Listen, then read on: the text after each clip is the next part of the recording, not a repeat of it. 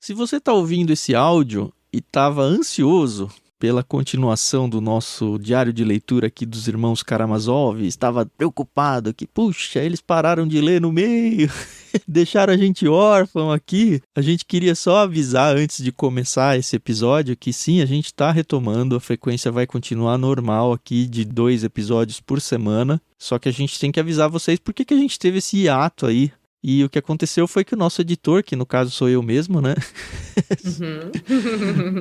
Eu sofri um acidente doméstico, meu filho gritou no meu ouvido e eu, por orientações médicas, eu tive que ficar algumas semanas aí sem usar fones de ouvido, que me impossibilitou de editar esses programas. Então, apesar da gente já ter a gravação bem adiantada na leitura, a gente não tem adiantado as edições do podcast. Então, eu queria só deixar avisado aí para vocês, por isso que a gente teve esse intervalo aí sem publicar, mas a partir de hoje ele retoma o calendário normal e, se Deus quiser, a gente segue assim até o final do livro, tá? Não se preocupem, está tudo bem. Meu ouvido se recuperou 100% e estamos de volta. É isso. Isso aí. Bora lá, então.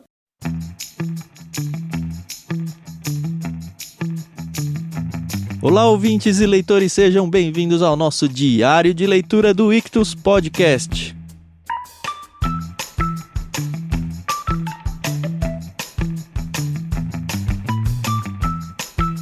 Como você já sabe, estamos lendo Os Irmãos Karamazov de Fyodor Dostoiévski e hoje entraremos no livro 7, Alyosha. Como de costume, estou aqui com a minha amiga Carol. Eu sou o Thiago André Monteiro, @vulgutan, e a Carol vai se apresentar agora como se você já não soubesse quem ela é, né? Vai que você caiu aí de paraquedas nesse áudio, né? Você vai ter que voltar alguns para pegar desde o início, mas aqui quem fala é a Carol Simão, @somentecarol lá no Twitter, segue a gente. E hoje, Thiago, eu falei, caramba, a gente tá na página 380 mais ou menos, estamos chegando lá. Quase 400, na verdade. Mas o livro tem 900 e poucas páginas. Eu falei, nem gente, metade. Não vamos conseguir vencer esse livro nunca. Mas tá sendo legal, então tudo bem. Eu queria que a Agatha Christie tivesse mais livros nessa grossura. Porque ela tem, mas pelo menos eu nunca vi em português. Carol, desse jeito que vai, aí a gente vai abrir um plano Agatha Christie no Ictus, hein? Eu falo muito dela, né? Mas é porque ela é muito boa, gente. Eu não vou dizer que ela é genial, mas ela bate na trave. Porque genial só o Chimbinha, né? É o Thiago que tá falando. É, por causa daquele vídeo do Ariano Suassuna falando que reclama que chamam o Chimbinha de genial. Ele fala, se eu gastar um genial com Chimbinha, o que me sobra pra Bach, pra Beethoven? Eu trabalho com a língua portuguesa. Pois é. Não menosprezando aí o músico que ele possa ser, mas... Bom, beleza. Mudou o livro, né? Agora a gente vai focar no Alyosha. De novo. E a gente tava num cenário lá onde o mestre Zósimo tinha acabado de morrer, né? Pois é. E olha que interessante, o nome do capítulo é Cheiro de Putrefação. Então, pra quem ainda não está habituado, quando uma pessoa morre, depois de algumas horas, e aí eu acredito que depende muito de organismo para organismo, mas o cheiro começa a subir, né? Um cheiro ruim. É, muito do trabalho do pessoal que trabalha os corpos, que prepara os corpos, acho que é isso, né? O tal do tamponamento que eles fazem pra evitar cheiros ruins. Meu Deus do céu, né? E tá aí uma experiência que eu espero nunca passar, né? De ter que lidar com um cadáver. A gente nunca pode dizer não, né? Mas espero que eu seja poupada disso. Pensei que você ia falar passar e não feder quando eu morrer. Né? Só se a gente for arrebatado antes, né, Thiago? Aí sim, né? Já vai ser glorificado, vai chegar cheiroso já. Opa!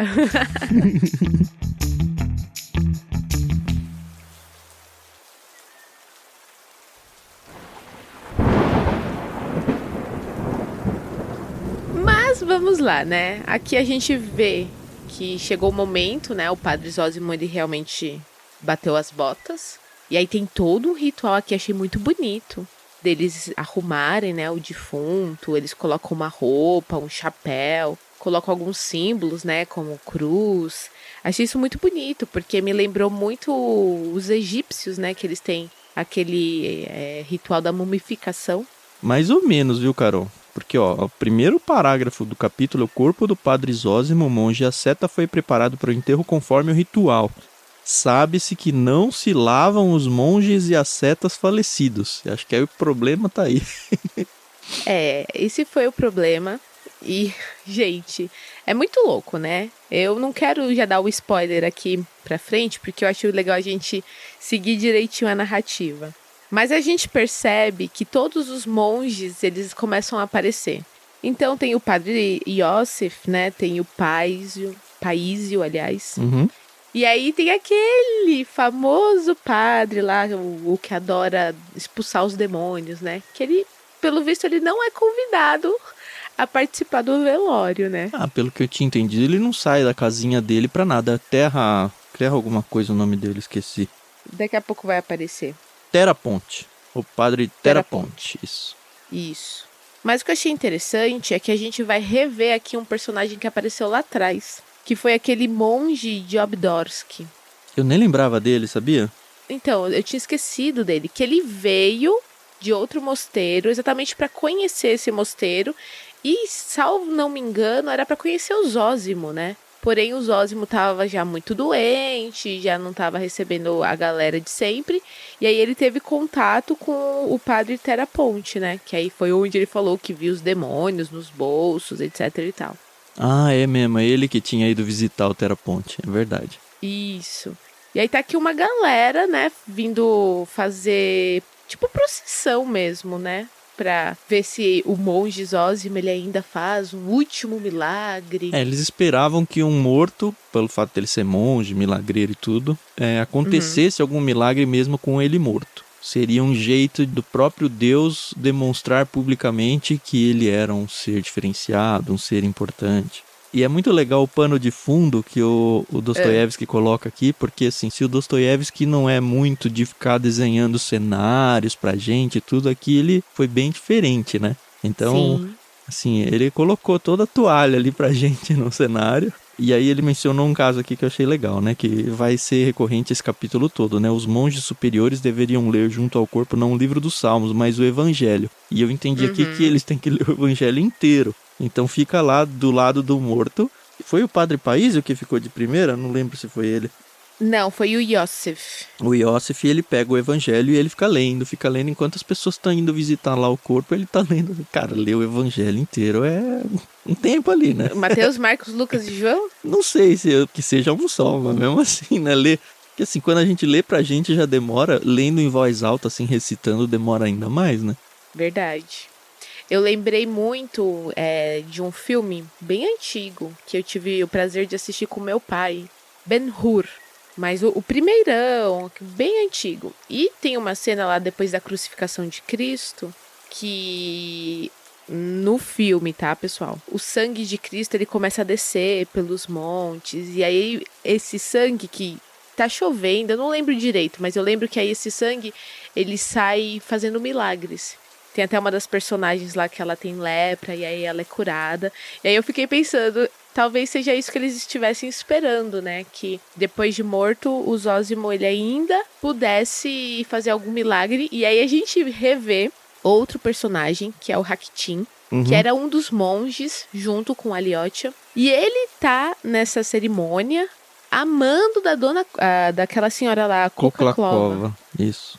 E a véia é safada, né? Porque ela quer de 30 em 30 minutos que ele passe um relatório pra saber se o defunto tá fazendo milagre, né? Ai, senhor. E ele vai, né? Não tem nada pra fazer? Vamos lá. Ele tá lá, mas só tá lá, né, o Rakitin. Não tá muito aí. Mas aí, o que acontece? Aliás, o que não acontece, né?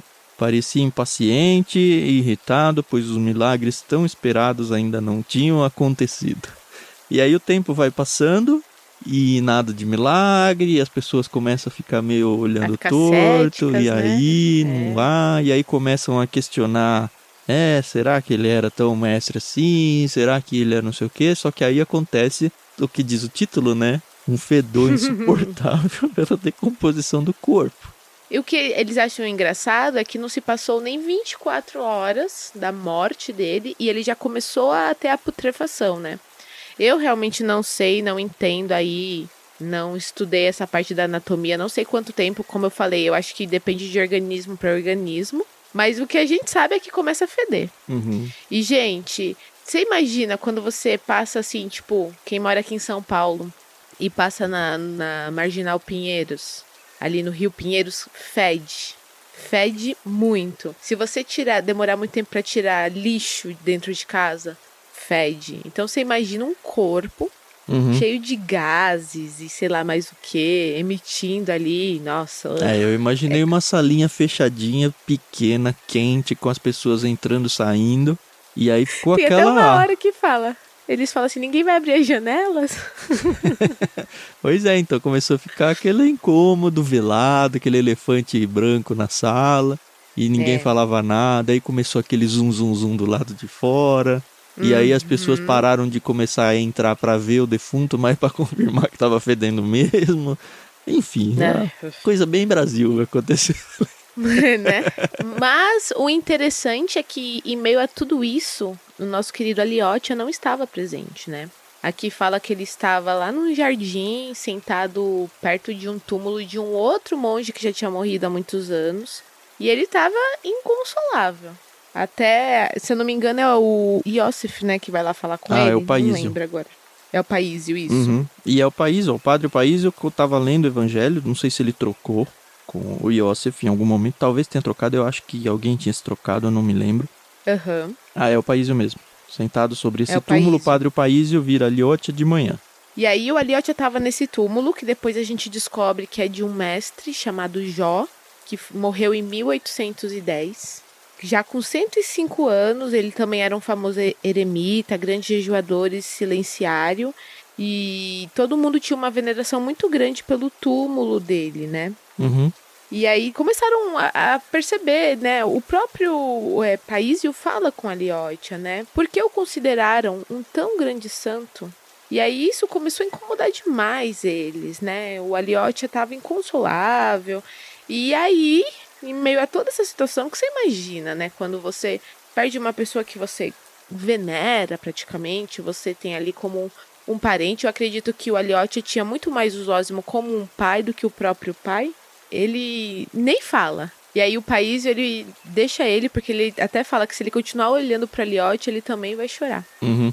E aí nesse momento aparece o nosso queridíssimo Teraponte, que é aquele padre mais isolado, que não gostava de sair da própria cela. E, mano, ele chega chegando, engraçado, né? Aliás, antes dele chegar, já tinha meio que um clima preparado para ele chegar, que é, o pessoal diz assim, ó, quem entrava logo saía um instante depois para confirmar a notícia ao numeroso grupo que o aguardava. Alguns abanavam a cabeça com tristeza, outros não disfarçavam a alegria.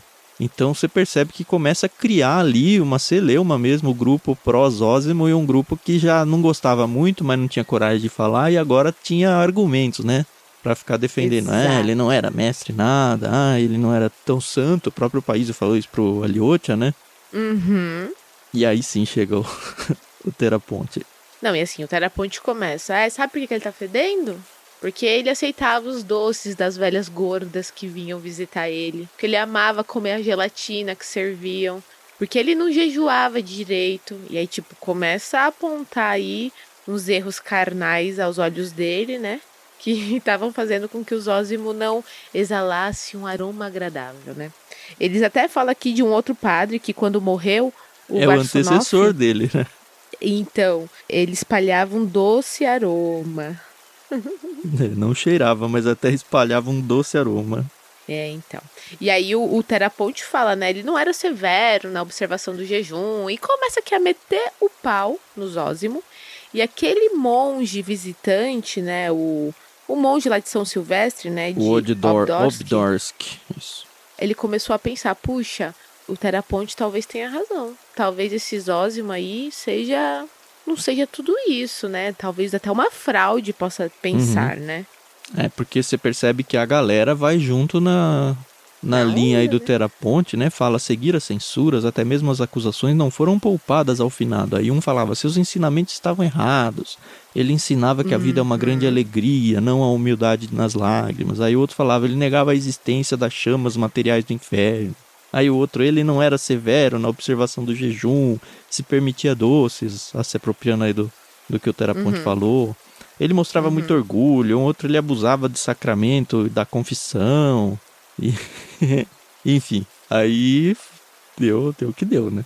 Deu o que deu. E assim, o próprio padre Teraponte, ele era muito diferente de todos os outros monges. Ele não usava sapato, as roupas que ele usava deixava, assim, o peito dele de fora, ele andava com umas correntes, né? Então, ele era diferentão, né? E aí ele começou, fora daqui, Satã! Começou, tipo, a excomungar lá. Ele chega, né? Na hora que chegar, ele vem expulsando, eu expulso. E aí todo mundo falou, mas que isso, né? Não, todo lugar... Ele já tinha falado isso, né? Todo lugar que eu vou, eu expulso os demônios do lugar.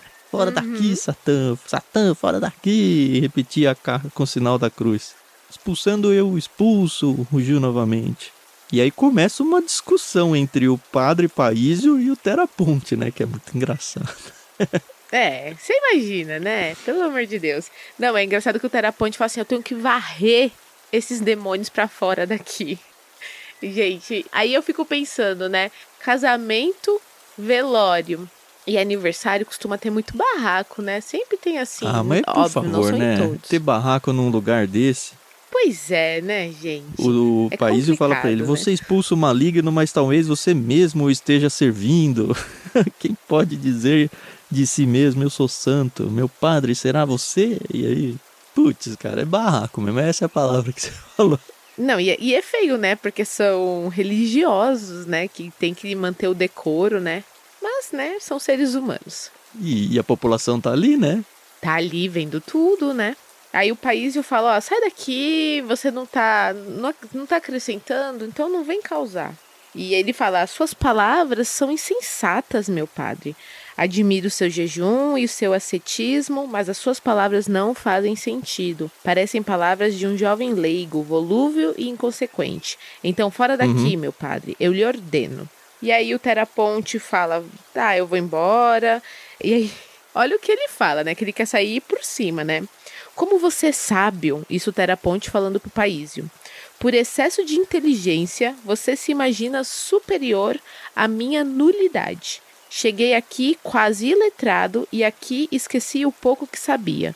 O Senhor Deus pessoalmente me preservou de me tornar um sábio igual a você. Você é, né? Você se acha um babaca aí conceituado? Aqui o babaca que você é. Nossa, essa aqui é pra anotar e usar por aí, né? É verdade. Ai, ai. Tu já pensou mandar uma dessa pra um professor na faculdade, meu? Nossa. Cheguei aqui quase letrado e tô saindo pior. Você tá pedindo aí pra ser reprovado na matéria. Não, isso você fala depois que ele te reprovou, né? Ah, tá. Beleza. Aí quando você vai refazer a matéria é o mesmo professor, né? Aí você se lasca. Porque, obviamente, ele nunca mais vai esquecer de você. Nossa, eu tive umas treta com o professor, mano. Foi muito engraçado na época. Mas enfim, não é a história e nem eu vou contar, tá, senhores? Tá bom. Bom, a gente percebe aqui que isso aqui tá acontecendo mais ou menos algumas horas depois que o Zósimo morreu. E que ainda vai ser no dia seguinte que eles vão cantar uns hinos lá. Então você imagina que o negócio vai ficar muito feio ainda, né? Mas aí, assim, esse cenário, ele acaba, volta a cena lá pro Aliotia lá fora, o Paísio vai conversar com ele de novo. Nossa, e o Aliotia... Eu não saquei muito essa do Paísio, assim, porque ao mesmo tempo que ele era discípulo do Zósimo, eu não sei porquê, me dá a impressão de que ele tinha meio um pé atrás com o Zósimo. Não sei se você teve essa impressão também ou não. Eu nem sei se é ele que vai assumir no lugar. Não, mas isso desde a época que eles estavam conversando, que tinha aquelas reuniões, assim, sabe? Sabe aquele funcionário que não gosta do chefe, mas fica ali do lado esperando a vaga pra liberar pra ele? É meio que isso que eu tô pensando. Bom, o Paísio pede pro Aliotia, né, entrar, que vai começar uma missa. E ele até fala, eu sei que você tá cansado, que você não dormiu nada, que ele era muito importante pra você, mas vamos entrar, porque a missa já vai começar. E aí o Aliotia ficou ali, né, meio inerte, não responde. E o Paísio insiste, você vai deixar o eremitério? você não vai dizer nada, não vai pedir uma bênção? E aí o Aliotia, ele se levanta, né? E dá assim de braço, né? Tipo, me esquece e vai embora. Uhum. E eu achei que ele tá saindo do lugar inteiro ali, né? Tá indo embora. Uhum. E nem sei se pra nunca mais voltar, né? Então, pois é. E aí o Paísio fala meio que pra si, né? Meio, né? Refletindo, você vai voltar. E assim acaba esse capítulo, né? Imagina, né? Se você já perdeu uma pessoa aí, querida, essa parte de velório realmente é bem complicada, né? Uhum.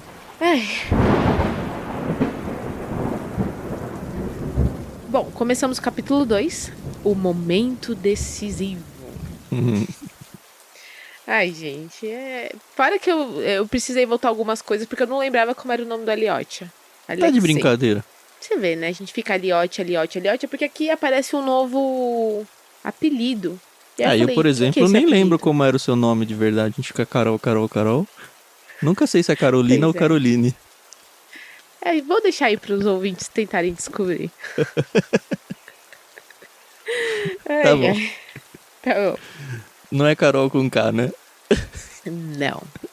Nem o nome, nem a postura.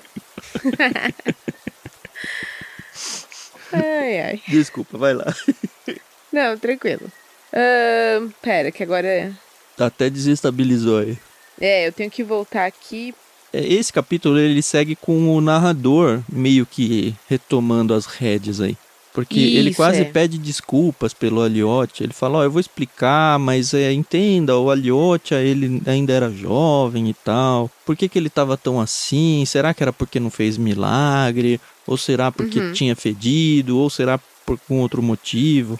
Então você percebe aqui que, assim, é um dos capítulos até agora onde o narrador se mostrou mais presente, assim. Ele se posicionou melhor como um narrador.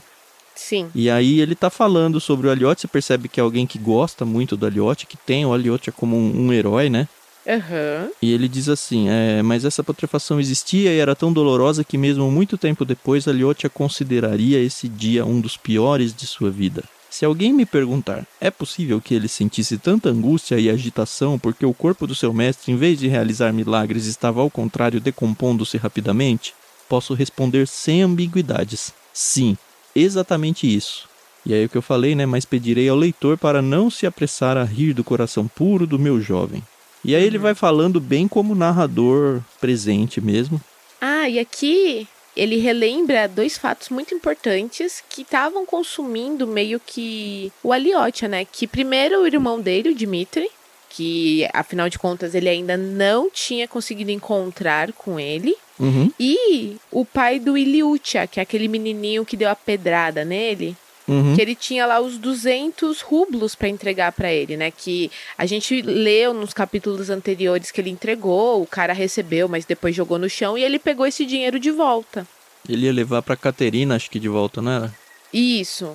Então, assim, ele se esqueceu totalmente desses 2 fatos. E aqui ele ainda fala, né, que nesse terrível dia ele se esqueceu completamente do irmão e do pai do Iliutia, né? Mas porque ele tava muito triste, gente. E é muito ruim, né? Porque é uma tristeza que cega, né? Ele acabou ficando, assim, cego mediante o que ia acontecer. Ele tá sem chão agora, né?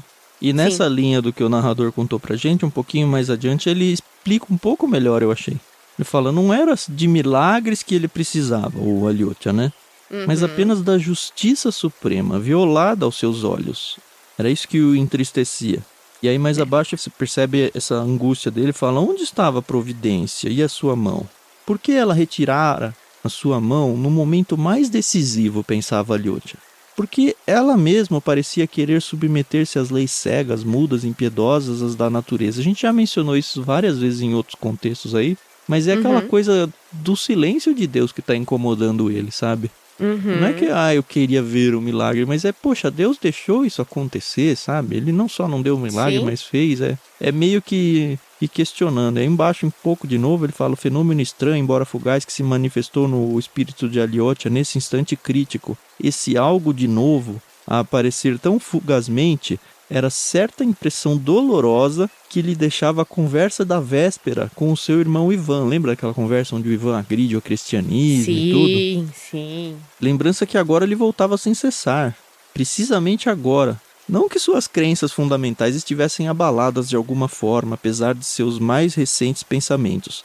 Aliotte amava seu Deus e acreditava firmemente nele, mas uma vaga impressão, dolorosa e má, surgia em sua alma e tendia a impor-se cada vez mais. E aqui eu já comecei a ficar preocupado, porque assim, ele está deixando o monastério, pelo menos o próprio Zósimo falou, olha, você tem que sair, e ele já está provavelmente saindo, colocando Deus em xeque.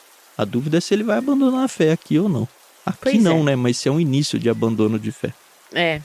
E nesse momento tão crítico, né, nesses questionamentos aí, aparece o Raktin, que era um amigo do Aliotte, né? Apesar que um amigo como Ele era um esse, eu seminarista, prefiro. ele apareceu lá no começo, e eles eram Isso. muito próximos, mas na Exato. época que ele apareceu, ele já não me pareceu muito boa pessoa não, e vai ficar bem claro que talvez ele não seja mesmo.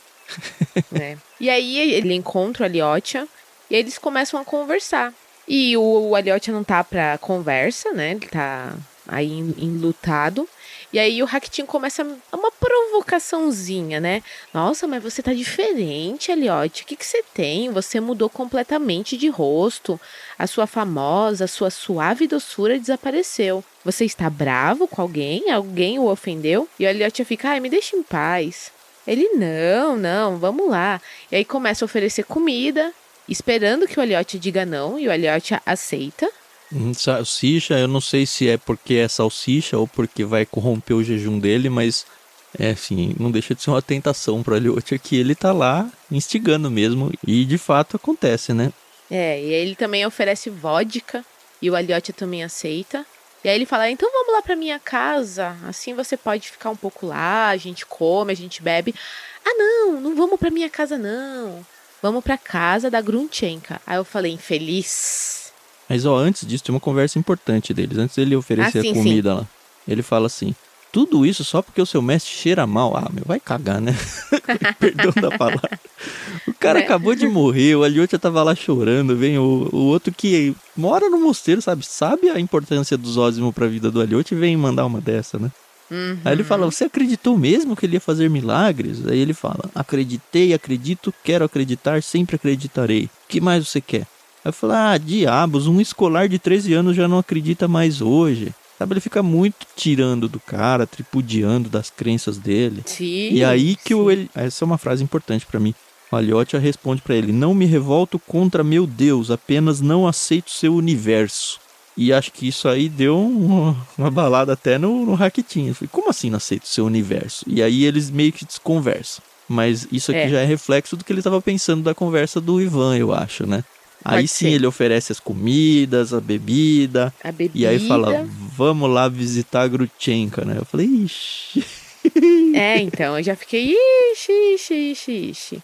Mas o Aliotte, como tá assim meio inebriado, né, com a situação, ele aceita. Eu não sei se ele tá inebriado. Eu acho que ele tá revoltado com tudo. E ele fala, vamos lá então na casa da Grunchenka. E a hora que eu li isso aqui, eu falei, putz, ele tá indo lá com mais intenções mesmo, assim. Que ele quer chutar o balde, sabe, de vez.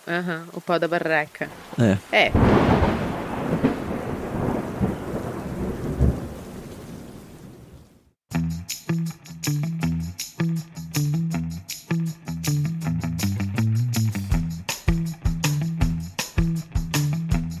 Bom, e agora então com essa ida para casa da Grunchenka, que a gente vai ver o que vai acontecer, mas a gente só vai ver isso no próximo episódio, né? Será que Dom Aliotte aqui vai sucumbir aos prazeres da carne? Olha, sinceramente, eu tô achando que vai, hein? Talvez aí uma crise de consciência aconteça, mas esse Raktin é um filho da mãe, viu? Esse deveria ser excomungado da igreja. A gente ainda não sabe se é pra isso que eles estão indo lá, né? Eu suspeito, mas vamos ver.